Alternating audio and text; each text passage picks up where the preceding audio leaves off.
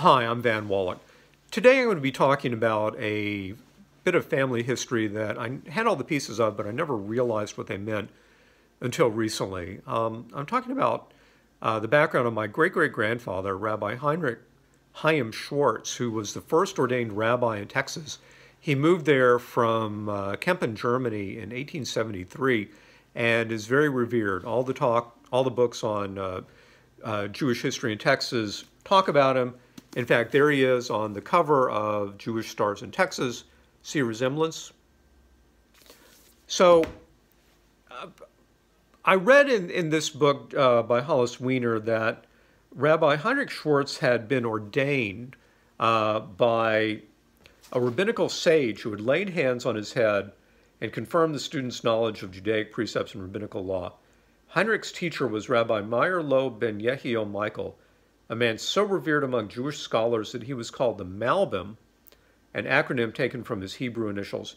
He was also called Der Kempener after the years he spent in Heinrich Schwartz's hometown, Kempen, Germany. Well, after that, I was looking through a Jewish Bible, and it had a list of all the great commentators in the back. And I noticed that the Malbim was listed there. He had been a rabbi in Germany, Romania, and Russia, a leading Torah scholar, and one of the preeminent Bible commentators of modern times, demonstrated how the oral tradition is implicit in the Bible text.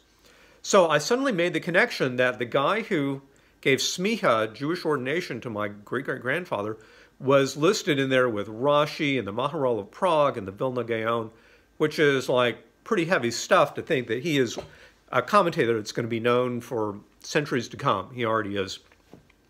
So I felt an immediate personal connection with the Malbim, and I wanted to learn some more about him. So I looked up online biographies of him. They all kind of had made the same basic points, that he was a brilliant scholar and commentator, that he had a great knowledge of linguistics, history, philosophy, natural science, a real kind of polymath of the 1800s, and it served him well in his commentaries. He was a little lacking in kind of the interpersonal rabbinical politics skills.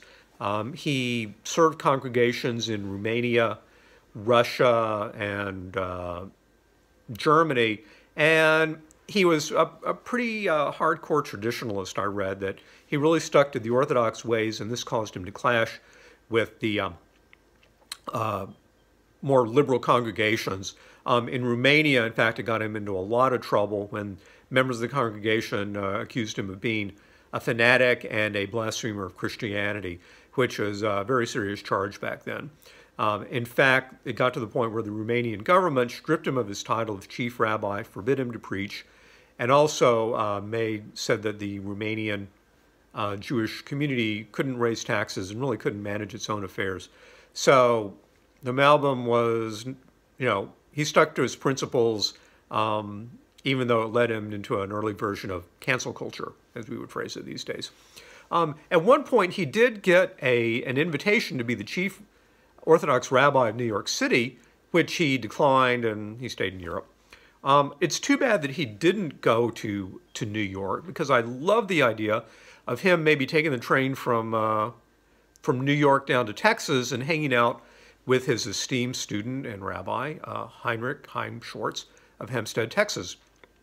It's very cinematic, and I get this image of something like Fiddler on the Roof meets Lonesome Dove. I love the image of two kind of elderly German rabbis rambling around central Texas during the frontier days of the 1870s, maybe setting up a kosher barbecue place, cooking up batches of kosher tequila, wandering around from the cantinas of San Antonio to towns like Gonzales and Lockhart, where my family settled, and all points in between.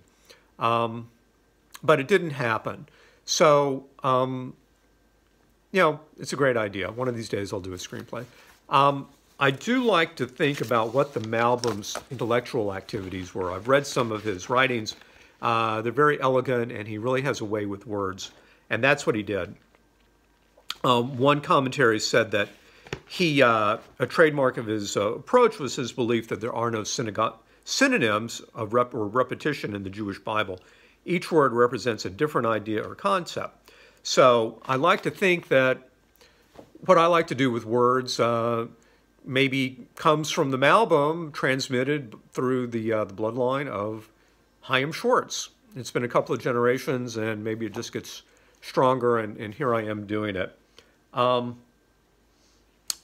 It would have been great, yeah, for the Malbim. He sounds like kind of an ornery old coot, a brilliant one, who maybe would have been happier in Texas, where he could have joined all the other old coots from other parts of the world who went there to kind of build their own life and think what they want and say what they want without a lot of interference from the smart set that wants to change things. Well, anyway, that's the Malbim and my great-great-grandfather. Whenever I'm back in Texas, I try to go to the Hempstead Jewish Cemetery where Chaim and his wife Julia are buried. I like to say the Kaddish, Jewish prayer of remembrance for them. And I also remember the Malbim when I say it, because he played a pretty important role in my life and all the other many descendants of Chaim Schwartz. Without Chaim Schwartz and without the Malbim, like, where would I even be today? Thank you.